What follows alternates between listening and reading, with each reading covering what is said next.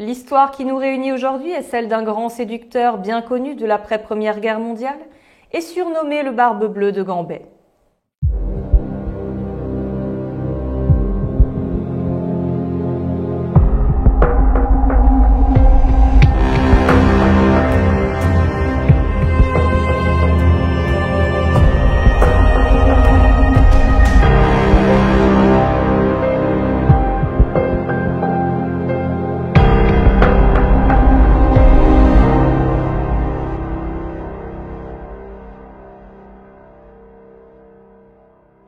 Henri-Désiré Landru est né le 12 avril 1869 à Paris dans le quartier de Belleville. Issu d'une famille modeste, d'un père chauffeur et d'une mère couturière, il passe néanmoins une enfance heureuse. Plutôt bon élève à l'école, il excelle surtout en dessin et en mathématiques. Ne parvenant pas à réaliser des études supérieures, il devient commis d'architecte en 1889. C'est la même année qu'il séduit Marie-Catherine Rémy en prétendant être technicien au lieu de commis dans son cabinet d'architecte. Un petit mensonge sans grave conséquence, mais peut-être le début d'une tendance qui ne fera qu'empirer. Le couple se marie en 1893 après le service militaire de Landru, au cours duquel il atteindra le grade de sergent. Ils auront 4 enfants, Marie-Henriette, Maurice-Alexandre, Suzanne et Charles. Entre 1893 et 1900, il pratique de nombreux métiers. Comptable, employé de commerce, cartographe, couvreur, plombier et change régulièrement d'employeur. Chose peu connue, il est un mécanicien doué et crée en 1899 à l'âge de 29 ans le prototype d'un vélo à moteur. Son couple étant en difficulté financière et n'arrivant pas à développer et faire produire son invention à grande échelle, il a l'idée de sa première escroquerie. Il se sert de son prototype et organise une grande campagne de publicité. Toute commande devait être accompagnée d'un mandat du tiers du prix de la motocyclette à pétrole. Bien entendu, les commandes affluent, mais Landru disparaît avec l'argent sans jamais livrer la marchandise, qu'il n'a même pas lancée en fabrication d'ailleurs. Par la suite, Landru multiplie les petites escroqueries et les fausses identités. Il crée notamment une fausse usine de commerce automobile en louant bâtiments et magasins vides. Il publie alors des annonces d'embauche exigeant une caution. En effet, à cette époque, le nouvel employé versait une caution à son employeur afin de garantir sa présence à ce nouveau travail. Notre escroc, bien entendu, disparaîtra une fois qu'il aura accumulé une grosse somme d'argent avec plusieurs cautions. Landru est condamné à plusieurs peines de prison et amende en 1904, 1906, 1909. Il parvient partiellement à y échapper, car les psychiatres le déclarent dans un état mental maladif qui, sans être de la folie, n'est plus du moins l'état normal. Les peines de prison n'ont cependant pas dissuadé Landru de continuer dans sa lancée, particulièrement avec les arnaques au cautionnement. En 1909, Landru, escroc professionnel, publie une annonce matrimoniale sous le faux nom de Morel et rencontre Jeanne Isoré. Celle-ci le fréquente et finit par le présenter à ses parents.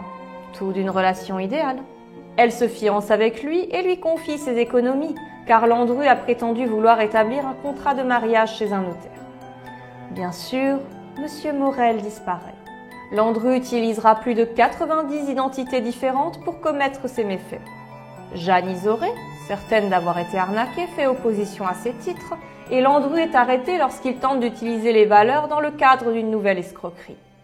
En 1910, il est condamné à 3 ans de prison. Landru n'a plus droit à l'erreur. À la prochaine condamnation, il sera envoyé au bagne en Guyane.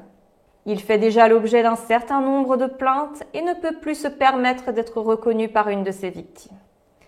Désormais, celles-ci devront disparaître.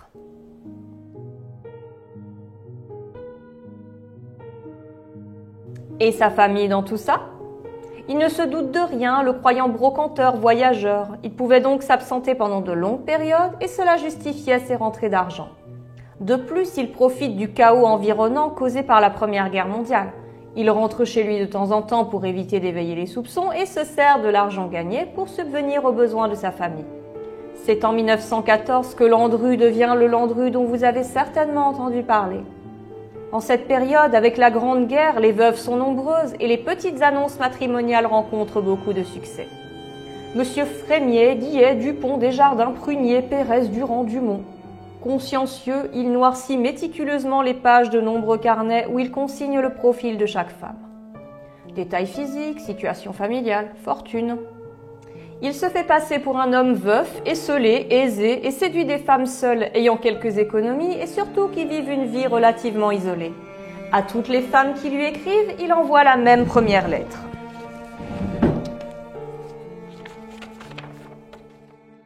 Je voudrais un amour véritable, des sentiments qui puissent assurer un bonheur durable. Je suis assez indépendant pour vous déclarer tout de suite que de mon côté, les conditions d'avoir financier n'entreront en rien dans le choix d'une épouse. Landru sélectionne ensuite les plus intéressantes et les invite à séjourner dans sa maison de campagne. D'abord à Chantilly, ensuite Vernouillet, puis à Gambet à la Villa Tric. Sa première victime, Jeanne Cuchet. Celle-ci s'installe à Chantilly avec son nouveau compagnon appelé Raymond Diard, puis soudainement disparu. Elle, ainsi que son fils André. Plus de nouvelles depuis mars 1915. C'est ensuite au tour de la veuve Thérèse Labordeline. 2 mois plus tard, celle-ci annonce qu'elle va épouser son amant. Un peu plus tard, un camion de déménagement vient chercher ses meubles. 2 de ces meubles auront été vendus par Landru, en même temps qu'une obligation appartenant à Madame Cuchet. Août 1915. Marie-Angélique Guillain-Pelletier raconte à son entourage sa rencontre avec un homme riche qui la rend très heureuse. Elle écrit à sa fille pour lui annoncer la bonne nouvelle, mais cette lettre sera la dernière. Les enfants de Madame Guillain, connaissant l'adresse de la maison de Vernouillet, décident donc de s'y rendre et d'interroger l'homme qui s'y trouve. Landru décide donc qu'il est temps pour lui de déménager. Sans laisser d'adresse ni de nom, il tombe sous le charme d'une villa à Gambet. En décembre 1915, Landru inaugure sa nouvelle maison avec sa compagne du moment, Berthana Héon. Elle vend ses meubles pour 500 francs et embarque pour son dernier voyage. Landru achète 2 tickets de train, un aller-retour pour lui et un aller simple pour elle. Le retour ne sera pas nécessaire. Décembre 1916, nouvelle victime, la veuve Anne Collomb. Celle-ci écrivit à Landru. J'ai 39 ans, je suis veuve, sans enfant, je gagne 2100 francs par an dans un bureau, je suis parvenue à faire quelques économies qui, avec le petit peu que j'avais quand mon mari est mort, s'élèvent à 8000 francs. Il n'y a pas que Landru qui mentait sur son âge, puisque l'état civil de cette dame mentionnait qu'elle avait 44 ans, et non 39, en plus d'avoir déjà un amant. Mais on ne résiste pas à Landru. Elle rompt donc avec son amant et accepte de suivre le séducteur barbu à Gambet. De plus, à ce moment précis, la fortune personnelle de Landru était de 1 franc et 5 centimes. Il était donc temps qu'il passe à nouveau à l'acte.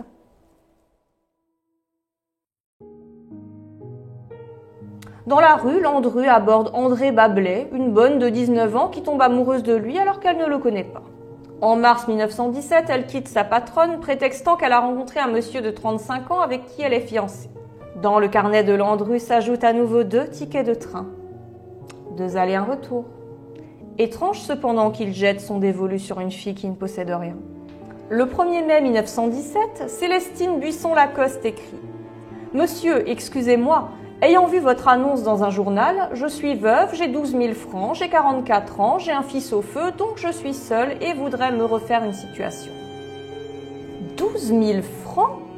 Madame Buisson sera la bienvenue à Gambet. Il l'assassinera après une relation de 27 mois.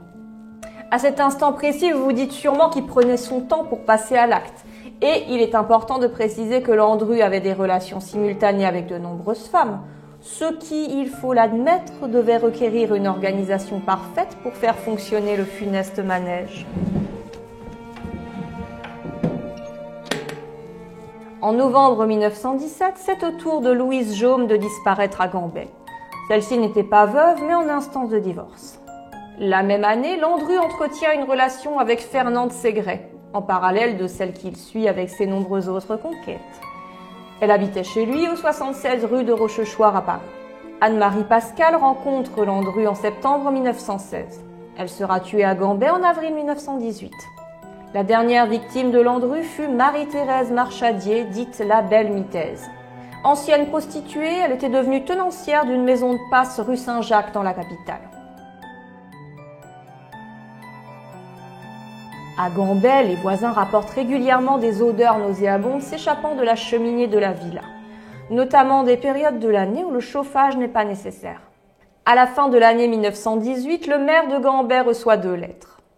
La première vient de Madame Pella, inquiète de ne plus avoir de nouvelles de son amie Anne Collomb qui était venue s'installer à Gambet avec son fiancé Monsieur Dupont. Le maire ne connaît pas ces personnes. Un peu plus tard arrive une autre lettre de la famille de Madame Buisson dont le fils est décédé. Ils ont donc tenté de joindre sa mère qu'ils savaient être partie à Gambais avec un certain monsieur Frémier. Le maire met donc en relation les deux personnes qui finissent par se rendre compte que Dupont et Frémier sont la même personne. Plus frappant encore, les proches des deux disparus affirment qu'elles avaient répondu à des annonces matrimoniales similaires en mars et mai 1915. Les deux familles déposent donc plainte contre X.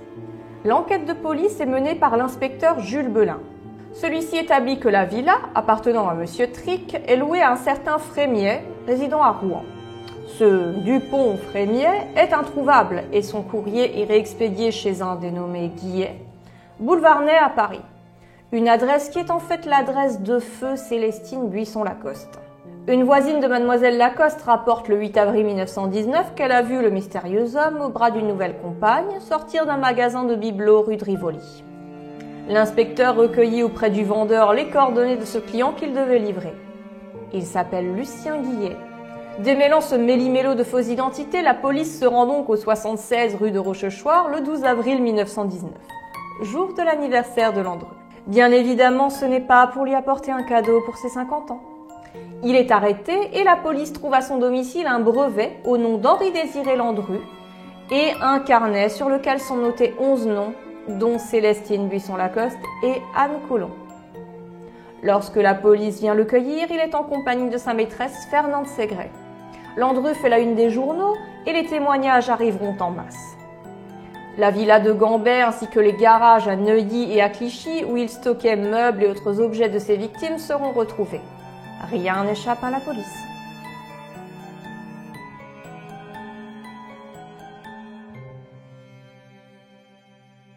Ils trouveront également le fameux carnet de comptes qui révèle son activité d'escroquerie au mariage et sa méthode de sélection des victimes.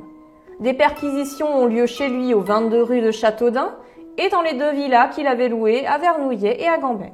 À Gambais, on retrouve un tas de cendres de débris humains dans la cheminée et la cuisinière. Aussi des agrafes, épingles, morceaux de corset, restes de boutons, débris d'eau calcinés, dents ou fragments de dents. On conclut donc que la méthode de Landru était de tuer, puis de découper et brûler ses victimes dans la cuisinière afin de faire disparaître les corps. Une fois débarrassé, Landru se rendait au domicile des victimes et employait son fils pour l'aider à déménager les meubles et les entreposer dans un garage avant de les revendre.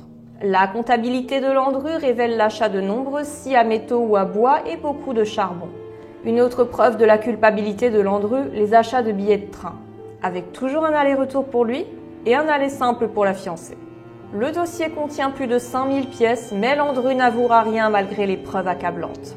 Le procès s'ouvre le 7 novembre 1921 à Versailles et est digne d'un grand spectacle. Tellement qu'il attire des célébrités comme Mistinguett, Coulette ou Maurice Chevalier.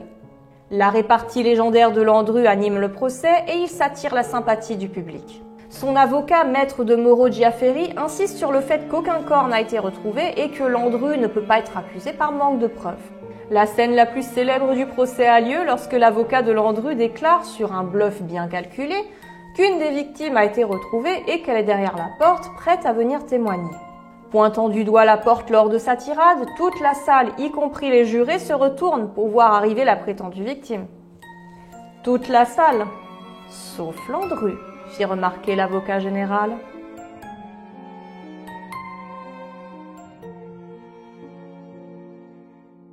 Face à la série de témoignages et aux présomptions convaincantes, Landru est condamné à mort et guillotiné le 25 février 1922. Avant son exécution, on lui propose un verre de rhum et une cigarette. Il les refuse en répondant que ce n'est pas bon pour la santé. Landru fut inhumé au cimetière des Gonards de Versailles. La concession n'ayant pas été renouvelée par la famille, on ne sait pas ce qu'il est advenu du corps. Il est probablement toujours dans ce cimetière, mais rien n'indique l'emplacement de la tombe, ayant rendu sa dépouille au même anonymat que celui d'autres condamnés à mort. Landru n'aura jamais avoué ses crimes. Avant de passer sur l'échafaud, son avocat lui demande une dernière fois s'il a tué ses femmes. Ce à quoi il répond « Cela, maître, c'est mon petit bagage ». Entre 1919 et son exécution, Landru reçut plus de 4000 lettres d'admiratrices, dont 800 demandes en mariage. Fernande Segret, dernière maîtresse de Landru avec qui il vivait lors de son arrestation, a toujours refusé de croire à sa culpabilité. Artiste lyrique, elle fit carrière dans un cabaret parisien avant de partir au Liban devenir institutrice. De retour en France en 1965, elle fait un procès à Claude Chabrol, vexée par la manière dont elle est représentée dans le film Landru de 1963. Elle demanda 200 000 francs de dommages et intérêts et reçut 10 000 francs. En 1968, âgée de 74 ans, elle se suicide en se jetant dans les douves du château de Flers, non loin de sa maison de retraite, 50 ans jour pour jour après que Landru l'ait demandé en mariage. Dans sa chambre, elle avait toujours une photo de son amant. Elle laissa le mot suivant. « Je l'aime encore, mais je souffre trop. Je vais me donner la mort. »